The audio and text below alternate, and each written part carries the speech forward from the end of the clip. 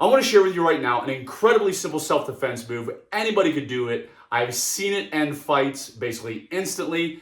And how do I know this? And how do I know this awesome self-defense move? Well, my name is Jason Hanson. I'm a former CIA officer. You might have seen me on Shark Tank or the NBC Today show. And I've trained thousands of students over the years in self-defense. I know what works on the streets, and I know what's total nonsense. Please welcome back former CIA officer Jason Hanson. Former CIA Jason Hanson. This handsome fella is Jason Hanson. Okay. This is Jason Hanson, former CIA guy.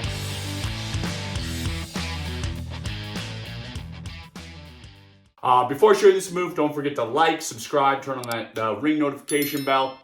But let's get down to business. The self-defense move, when I first tell you, you're going to think, that's simple, that's easy. But most people do it wrong, and most people have no idea how effective it is. So what am I talking about? The headbutt. Yes, the headbutt. I love headbutting. It's great. So one time, a friend of mine, a buddy, was in a bar. Some guy starts messing with him, and it's not just like, running his mouth off. Starts physically grabbing him and everything. So he grabs the guy, headbutts him. His nose explodes, meaning blood's gushing out everywhere. My buddy's able to get out of there.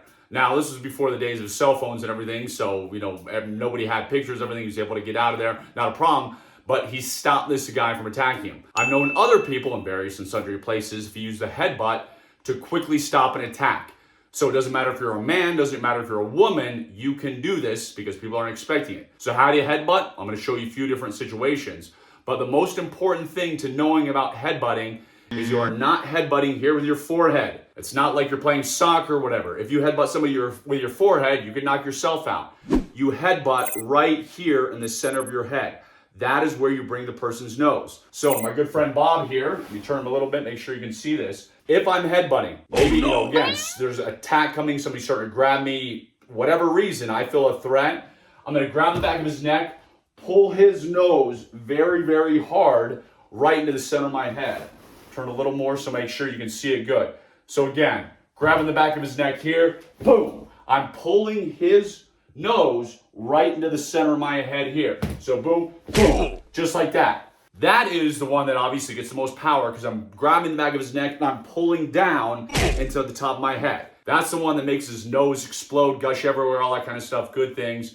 It will demotivate him because it doesn't matter how big or strong or scary the guy is. When somebody smashes your nose and blood's going everywhere and your eyes start watering, you're going to protect your nose. It's a human instinct to be like, holy crap, what's going on? Now, there are other situations where you might not grab the back of the head and again, just boom, like that. Maybe you're not sure if the attack's going to happen. Maybe some guy just, again, running his mouth. Maybe it's maybe you're a woman and they start grabbing, you're like, hey, you're coming into the woods with me. You may not have the time, or maybe their arms are blocking where you can reach all the way up, grab the back of the neck, throw it like that. You can still do the headbutt, same thing. If somebody's grabbed, buddy, I don't want any trouble, I don't want any trouble, boom, just like that. So if somebody's holding this, you wouldn't tip over, but if you just lunge like that, lightning quick, nobody sees it coming, it doesn't require you to throw a punch or have your hands out. I mean, I can sit here, I know you can't see it, but my hand's in my pocket, some guy's threatening me, and then all of a sudden, it may be he tries to grab me, he tries to assault me or whatever, and hey, I don't want any trouble, boom, just like that, and there I just tipped Bob over and almost broke my lamp. I highly encourage you to use the headbutt if you're in a dangerous situation, if somebody attacks you kind of thing. Obviously, if they're, again, I'm gonna say this, if they're running their mouth, you can't just go headbutting someone. You can't just go attacking someone who's just, verbally saying things you don't like. But maybe you're walking out of a bar, maybe you're walking out of a mall late at night, maybe whatever, and somebody comes up and grabs you, and we know a little collar grab, hey, you're coming with me, hey, you're coming with me kind of thing.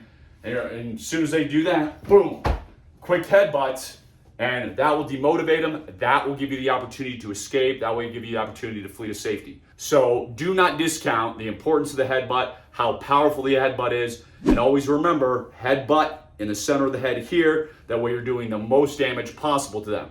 Don't practice this on friends and family though. It will not end well. Trust me. Again, don't forget, like, subscribe. I've got many more self-defense tips coming your way to make sure you and your family are safer. And again, I'm former CIA officer Jason Hanson.